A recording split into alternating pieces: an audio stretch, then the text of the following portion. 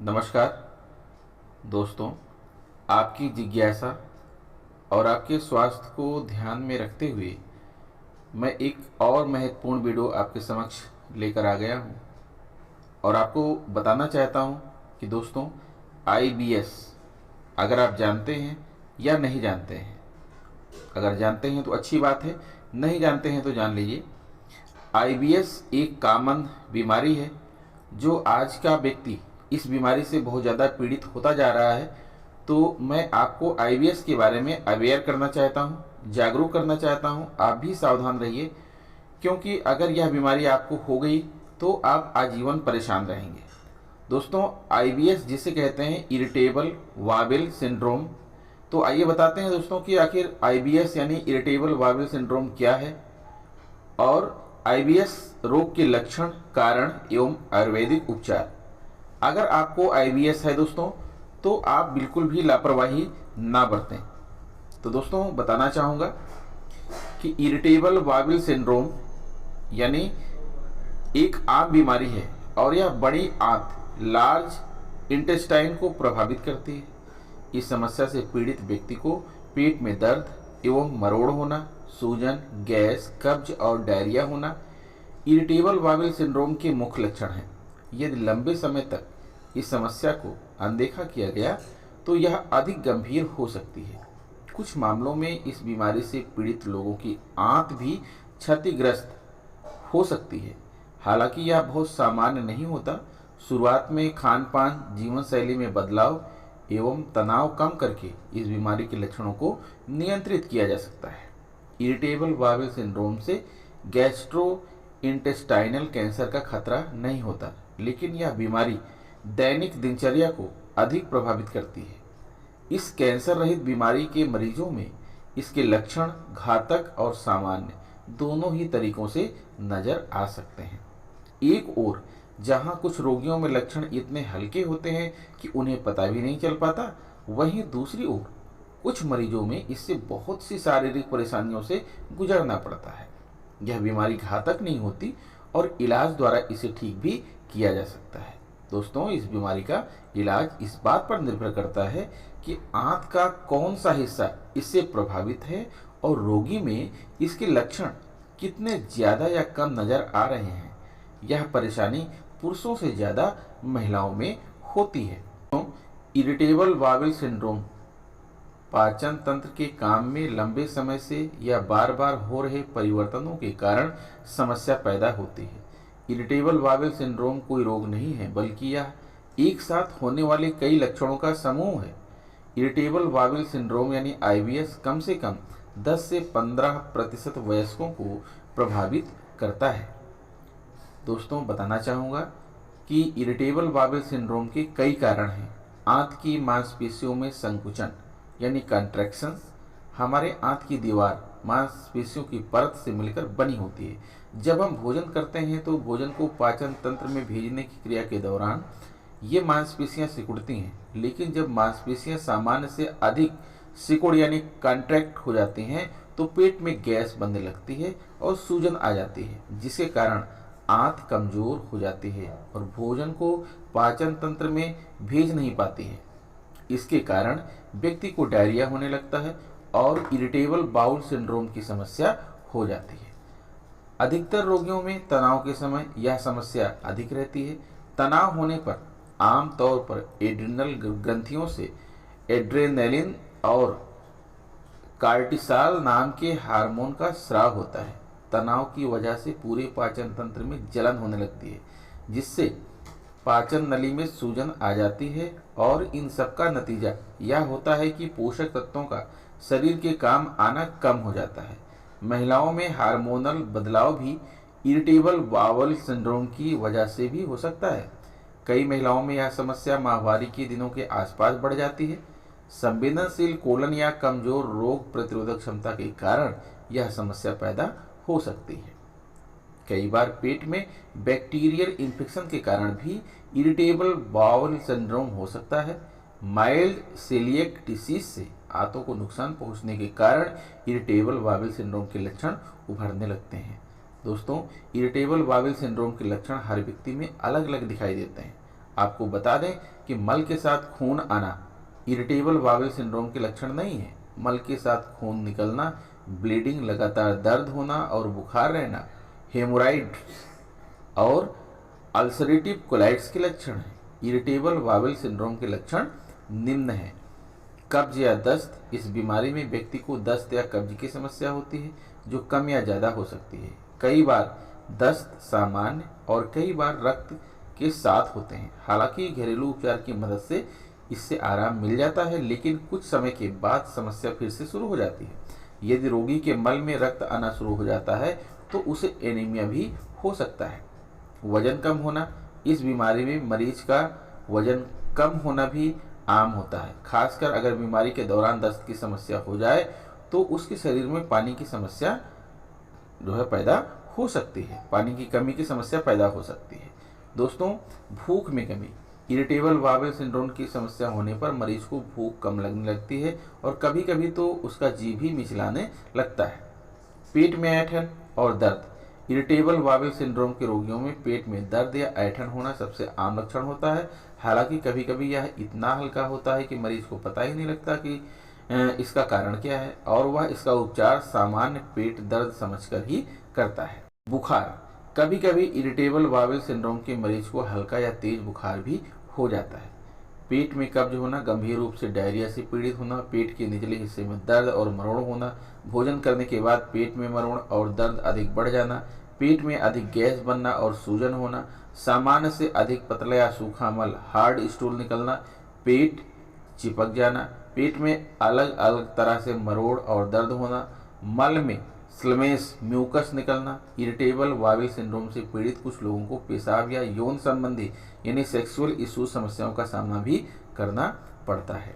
Irritable bowel syndrome की समस्या होने पर इस तरह के लक्षण नजर आते हैं। भले ही इरिटेबल बाउल सिंड्रोम एक घातक बीमारी नहीं है, लेकिन यदि इसे नज़रअंदाज किया जाए तो इससे होने वाली अन्य समस्याएं रोगी के लिए परेशानी का सबब बन सकती हैं। यह आंतों को खराब तो नहीं करता, लेकिन खराब होने के संकेत देने लगता है। वहीं कुछ मरीजों में इन लक्षणों के अलावा जी मिचलाना, मल में असामान्य तरल निकलना जैसे लक्षण भी देखे जाते हैं। अधिकतर रोगियों में तनाव के समय यह समस्या अधिक रहती है, जैसे नए जॉब के शुरुआती दिन, इंटरव्यू के पहले, कोई दूसरा तनाव या कारण जिसके लिए मरीज संवेदनशील है। व्यक्तित्व विकार, अवसाद, चिंता, यौन शोषण और घरेलू हिंसा का इतिहास आंत सिंड्रोम विकसित करने के लिए एक प्रमुख जोखिम कारक है। आंतों से संबंधित ये गतिविधियां मस्तिष्क द्वारा नियंत्रित की जाती हैं। ये नियंत्रण भी सुचारू नहीं रह जाता, इसलिए इरिटेबल बाउल सिंड्रोम को मस्तिष्क आंत विकार यानी कि ब्रेन गट डिसऑर्डर कहा जाता है। कुछ मरीजों में एक निश्चित तरह के खाद्य पदार्थ के सेवन से परेशानी बढ़ती है, जैसे चॉकलेट, फूल गोभी, दूध, बीन्स, शराब, गैस युक्त पेय, चॉकलेट्स, चाय और काफ़ी, प्रोसेस्ड स्नैक्स, वसायुक्त आहार, तले हुए आहार के कारण पेट में गैस बनता है, जिसके कारण पेट में अधिक तनाव उत्पन्न होता है और मल कड़ा हो जाता है। इसके कारण पेट में दर्द शुरू हो जाता है और भोजन भी आसानी से नहीं पच पाता। परिणाम स्वरूप व्यक्ति के आंत में इम्यून सिस्टम की कोशिकाओं की संख्या बढ़ जाती है। इसी कारण से पेट में दर्द होता है और आंत में बैक्टीरिया या वायरस की संख्या बढ़ जाने से पेट में हलचल शुरू हो जाती है, जिसके कारण व्यक्ति को इरिटेबल बाउल सिंड्रोम की समस्या हो जाती है। इस रोग में पाचन शक्ति मंद रहती है, इसलिए जब आप कम खाएंगे तो पाचन तंत्र प्रभावी तरीके से काम कर पाएगा। रोग ठीक होने तक भरपेट खाना ना खाएं, भूख से अधिक कभी भी नहीं खाएं। 3 रोटी की भूख है तो 2.5 रोटी ही खाएं। एक समय के आहार में केवल एक अनाज या एक दाल या एक ही सब्जी लें। रोटी और चावल दोनों को इकट्ठा खाने की कोई आवश्यकता नहीं है। एक आहार में या तो चावल खाइए या फिर केवल रोटी। जब आप ऐसा करेंगे तो पाचन तंत्र पर अधिक दबाव नहीं पड़ेगा। भांति भांति के व्यंजन पचाने के लिए आपके तंत्र को भांति भांति के एंजाइम बनाने पड़ते हैं, और जब एंजाइम बनने में कमी रह जाएगी तो आपका भोजन भी सही से नहीं पचेगा। ब्याह शादियों या अन्य दावतों में भी इस नियम का पालन करें। चुन लें कि आपको कौन से एक अनाज और एक दाल और सब्जी का सेवन करना है। मट्ठा, छाछ का उपयोग, इनका उपयोग भोजन के अंत में ही करें, पहले कभी नहीं। खाली पेट दही या मट्ठा का उपयोग करने से एसिडिटी और अफारा बढ़ जाया करते हैं, क्योंकि हमारे आमाशय का तेजाब दही के लाभकारी बैक्टीरिया को नष्ट कर देता है और खाली पेट लिया दही या मट्ठा केवल एसिडिक आहार बनकर आपको कष्ट बढ़ा देता है। दही या मट्ठा में पीबीएफ मिलाकर लेंगे तो लाभकारी बैक्टीरिया जल्दी बढ़ेगा और राहत भी जल्दी मिलेगी। मसाले मिर्च, मसालों में जीरा, काली मिर्च, अदरक, धनिया, दालचीनी, सौंफ, मेथी, जावित्री, लौंग, जायफल, अजवाइन इत्यादि सभी आपके लिए लाभकारी हैं। केवल लाल और हरी मिर्च से बचें या कम खाएं। लाल और हरी मिर्च को छोड़कर सभी प्रकार के मसाले आपके लिए लाभकारी हैं। कितनी बार खाना चाहिए? रोग ठीक होने तक रोजाना केवल 2 या 3 बार ही आहार लें। ठीक है। प्रातराश ब्रेकफास्ट, दोपहर का भोजन और रात्रि का भोजन, 2 आहारों के बीच कम से कम 4 घंटे का अंतराल रखें। बार बार के खाने से बचें। तो 2 आहारों के अंतराल में स्नैक्स जैसे बिस्कुट, नमकीन इत्यादि से भी बचें। खाने के समय का अनुशासन कड़ाई से पालें। यह नहीं होना चाहिए कि किसी दिन नाश्ता 8 बजे किया और कभी सुबह 10 बजे। खाने के दैनिक समय में 15 मिनट से आधे घंटे से अधिक हेरफेर नहीं होना चाहिए। दोस्तों 8/16 नियम, 8 घंटे के भीतर 2 भोजन करना और 16 घंटे का उपवास करने को 8/16 नियम से जाना जाता है। जब आप दोपहर 12 से 1 के बीच और रात को 8 से 9 बजे तक भरपेट भोजन लेते हैं और 16 घंटे के लिए अपने पाचन तंत्र को आराम देते हैं तो चमत्कारी लाभ मिलते हैं। कोशिश कीजिए कि सप्ताह में कम से कम 2 दिन आप इस नियम को जरूर पालें। आपको इन 2 दिनों में केवल अपना सुबह का नाश्ता नहीं लेना है, केवल दोपहर और रात के भोजन ही लेने हैं। सुबह से दोपहर तक जब भी आपको भूख का आभास हो तो पानी या नींबू पानी पी लिया करें। यह पेट के तंत्र को मजबूत भी करेगा और आराम भी देगा। लेकिन यह नियम तभी पालें जब आपको केवल IBS की शिकायत हो। यदि इरिटेबल बाउल सिंड्रोम के साथ एसिड संबंधी कोई रोग है जैसे कि गैस्ट्रिटाइटिस, जर्द, पेप्टिक अल्सर, एसिडिटी इत्यादि तो आपको 3 या 4 बार हल्के सुपाच्य आहार लेने चाहिए। आंत्रशोथ अल्सरेटिव कोलाइटिस में भी 3 या 4 हल्के आहार लेना लाभकारी रहता है। इस 16 घंटे के उपवास अवधि में बिना पानी, दूध की चाय या नींबू पानी ले सकते हैं। दोस्तों एक आहारीय उपवास, अगर संभव हुआ तो उपचार अवधि में कभी कभार दिन भर में केवल 1 भोजन ही ले रात के समय, इसे एक आहारीय उपवास कहा जाता है। इसे आप माह में 1 दिन भी करेंगे तो लाभ मिलेगा। बिना अनाज का आहार, आजकल के अनाज विशेषकर गेहूं भी कुछ एक के पाचन में बाधा पहुंचाते हैं। क्या आपको अनाज सही से हजम हो जाते हैं? इसे जानने का आसान उपाय, लगातार 3 से 5 दिन तक केवल दाल, सब्जी और दही का सेवन करें। यदि आपको लाभ अनुभव हो तो पेट के पूरी तरह ठीक होने तक अनाज का उपयोग बंद कर दें, आपको बहुत जल्द लाभ मिलेगा। यदि आपको अनाज तंग ना भी करते हो तो भी सप्ताह में 1 या 2 दिन केवल सब्जियां, दाल और फल का ही सेवन करना चाहिए।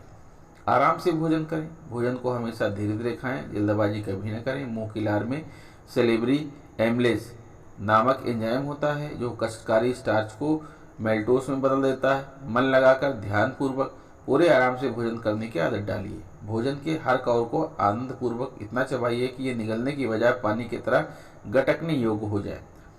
इरिटेबल बाउल सिंड्रोम के लिए घरेलू उपचार, संग्रहणीय रोग अथवा ग्रहणी IBS पेट एक ऐसा रोग है जो जनसंख्या के एक बड़े दर्जे को परेशान करता है। यहाँ हम पतंजलि के विशेषज्ञों द्वारा पारित कुछ ऐसे घरेलू उपायों के बारे में बात करेंगे जिनके प्रयोग से इरिटेबल बाउल सिंड्रोम से आराम पाया जा सकता है। छाछ में चुटकी भर हींग व जीरा मिलाकर सेवन करें। संग्रहणीय या इरिटेबल बाउल सिंड्रोम की गैस में लाभ मिलेगा। इरिटेबल बाउल सिंड्रोम से अगर बार बार परेशान रहते हैं तो काली मिर्च और काला नमक दोनों को 3-3 ग्राम मट्ठे के साथ लें, इसे जल्दी आराम मिलेगा। इसके अलावा हरण का चूर्ण और थोड़ा सा काला नमक पानी में अच्छी तरह घोलें, फिर इसे सुबह शाम पिएं। इस योग से कब्जकारी संग्रहणी में लाभ मिलता है। अदरक, तुलसी, काली मिर्च तथा लौंग का काढ़ा पीने से वातज संग्रहणी के उपद्रव जैसे पेट की गैस, तनाव में लाभ मिलता है। हरड़ की छाल, पीपल, सौंठ और काला नमक सबको 10-10 ग्राम की मात्रा में पीस कर चूर्ण बना लें। इसमें से आधा चम्मच चूर्ण मट्ठे के साथ सेवन करें। 15 दिनों तक चूर्ण खाने से वातज संग्रहणी में लाभ मिलने लग जाता है। 4 ग्राम पिपली का सेवन नींबू के रस तथा सेंधा नमक के साथ करें। यह भूख जगाने का उत्तम उपाय होता है। हींग, अजवाइन और सौंठ बराबर मात्रा में लेकर पीस लें। इसमें से 1-1 चम्मच चूर्ण सुबह शाम गर्म पानी के साथ भोजन के बाद लें। जीरा, हींग और अजवाइन का चूर्ण सब्जियों में डालकर खाने से संग्रहणी के अपचन में आराम मिलता है। आधा चम्मच सौंठ के चूर्ण में जरा सी मिश्री मिलाकर सेवन करें। यह संग्रहणिक में भूख को जगाने का कार्य करता है। डॉक्टर के पास कब जाना चाहिए दोस्तों? When to see a doctor, यदि आपके पेट की स्थिति में लगातार बदलाव हो रहा हो, अतिसार अथवा दस्त हो और आप अचानक वजन घटाने जैसे लक्षण प्राप्त हो रहे हो, तो गंभीर पेट दर्द जो रात में और रेक्टल रक्तस्राव में प्रगति करता है, आपको जितनी जल्दी हो सके डॉक्टर से परामर्श लेना चाहिए। तो दोस्तों आशा करता हूं कि वीडियो आपको अच्छी लगी होगी। अगर वीडियो आपको अच्छी लगी है तो प्लीज़ मेरे चैनल को सब्सक्राइब कर लीजिए, बेल आइकन को प्रेस कर दीजिए। मिलेंगे आपसे नेक्स्ट वीडियो में कुछ नई जानकारी लेकर, तब तक के लिए नमस्कार।